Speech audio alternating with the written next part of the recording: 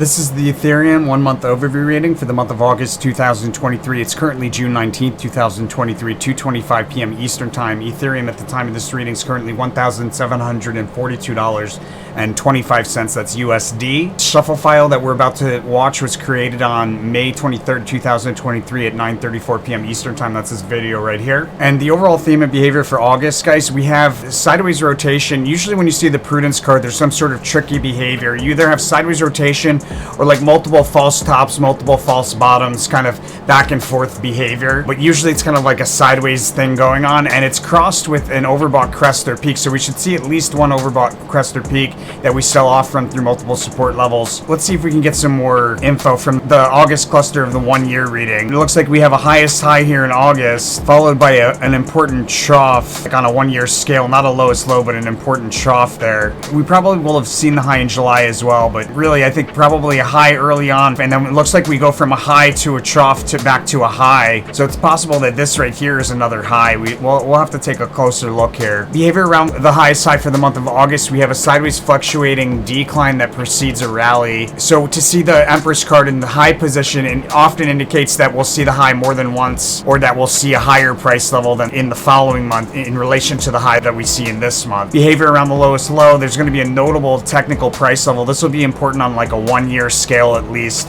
Important technical price level at the low.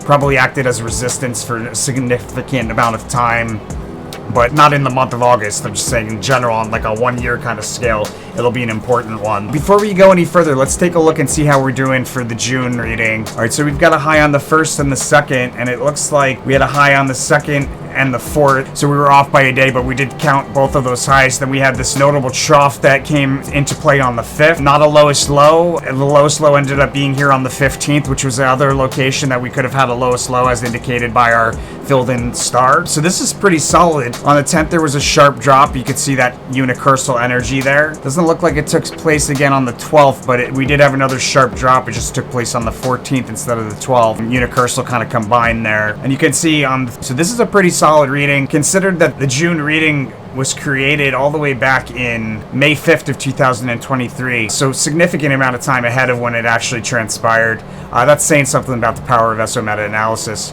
Alright guys, so let's get into it. So on the 1st, we may very well have a highest high here. We have a notable rally that offers significant trade opportunity. I'll talk about in more detail in the paid version, but this is most likely where we have one of the highest highs. The Prudence card is a really tricky card to, like overall theme card, to be trying to pinpoint highs and lows, because there's usually several within close price level of each other. But I think probably here is where we have a highest high in the Ace of Wands. It's very toppy card in a lot of cases. On the 2nd, we have a prominent move higher and then a full retracement of that move back down, followed by on the 3rd a notable move to the upside, reaching for a distant resistance, not the next resistance, at least the second next resistance at least, but it'll be like an irrational move to the upside, creating a crest or peak around the cusp, the end of the day on the 3rd or the cusp of the 4th. Rally ends there on the cusp of the 3rd, 4th, and we decline into a trough on the 5th, and then we have a cross reading congruency here where in the July reading we have Aeon card, and so right here we have the Aeon card. This is likely a very prominent move among the moves that we'll see throughout the month of August. This is probably a prominent move to the upside out of a trough here on the 5th, pushing the upper end of a range higher.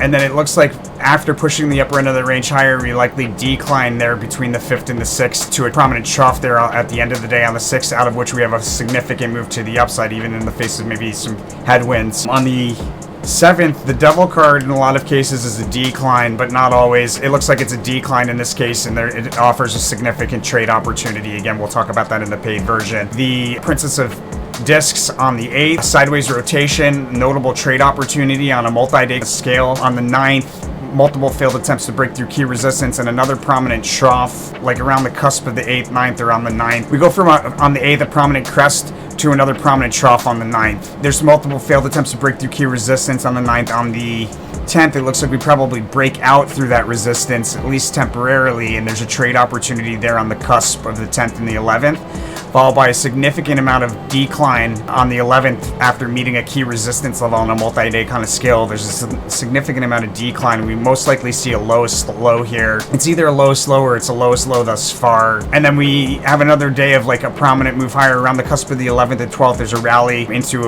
a peak or crest early in the day on the 12th, and then another retracement of that move back down to a trough towards the afternoon part of the 12th.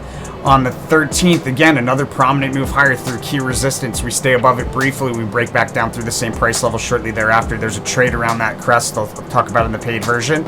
Bullish price swings around the 14th and the 15th. Price swings continue, probably flatten out a little bit, but still some sideways price swingy behavior. On the 16th, we have a rally along a diagonal trend line, breaking through horizontal resistance to meet a secondary resistance before pulling back to somewhere between those two price levels. And then that's followed by selling off from like a peak or crest down through. This will be a notable decline on a multi-day kind of scale here on the 17th. There's a notable decline there on the 17th, but it looks like there's actually a crest around the cusp of the 17th, 18th, so we probably have some retracement of that decline there.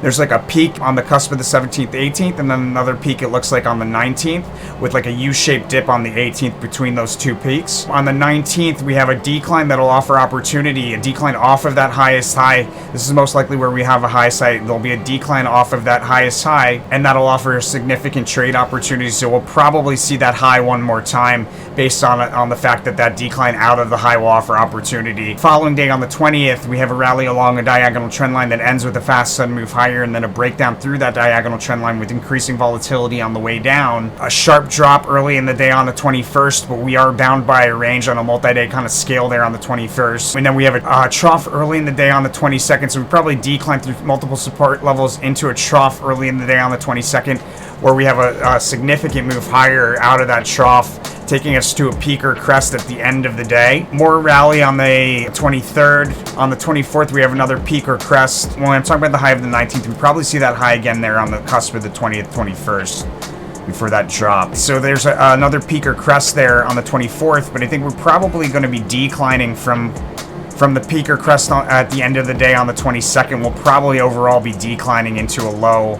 another low slow there on the 27th, but there is another prominent crest on the 24th.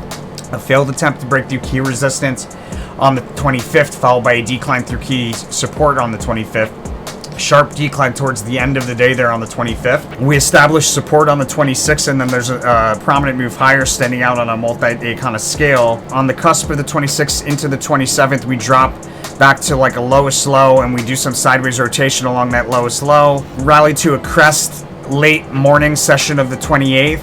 And then we sell off from that late morning session on the 28th to revisit a support level that we recently met once before, so probably the support we established there around the 26th. On the 29th, a key resistance level that's we've met several times before is highlighted, and there's a decline off of that key resistance. On the 30th, we have another pop and drop there and another prominent crest or peak, followed by on the 31st the fortune card, which in the scenario that we're seeing here, the fortune card might actually indicate another highest high there, or we go into like a higher price level in September around this like near overbought peak or crest. That's Ethereum for August 2023. Let me know what you think by hitting that like button, my friends. As always, make sure to follow that rule of karma. It's super important to do that if you plan to continue profiting from this information.